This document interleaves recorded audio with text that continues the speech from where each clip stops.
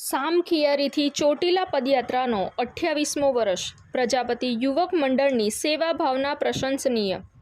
શ્રાવણ સુદ એકમથી સામખિયારીથી ચોટીલા સુધીની પદયાત્રા છેલ્લા 28 વર્ષથી સતત યોજાતી આવી રહી છે।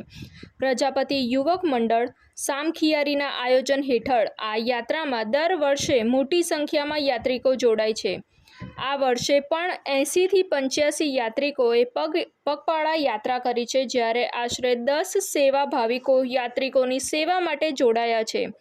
યાત્રિકોને મેડિકલ સુવિધા પ્રજાપતિ યુવક મંડળ દ્વારા પૂરી પાડવામાં આવી રહી છે। વિશેષ બાબત એ છે કે આ વર્ષે પદયાત્રાનો સમગ્ર જમણવારનો ખર્ચ પણ મંડળે પોતે ઉઠાવ્યો છે।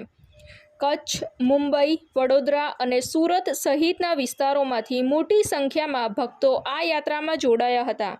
યાત્રાનું અંતિમ ગંતવ્ય ચોટીલાના ચામુંડા માતાજીના મંદિરે 11 મીટર ઊંચી ધજા ચઢાવીને પૂર્ણ થશે।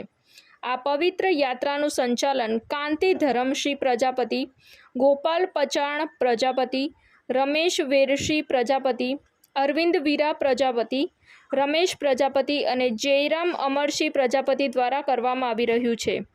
અહેવાલ ભીખુ પ્રજાપતિ, સામખિયારી, કચ્છ।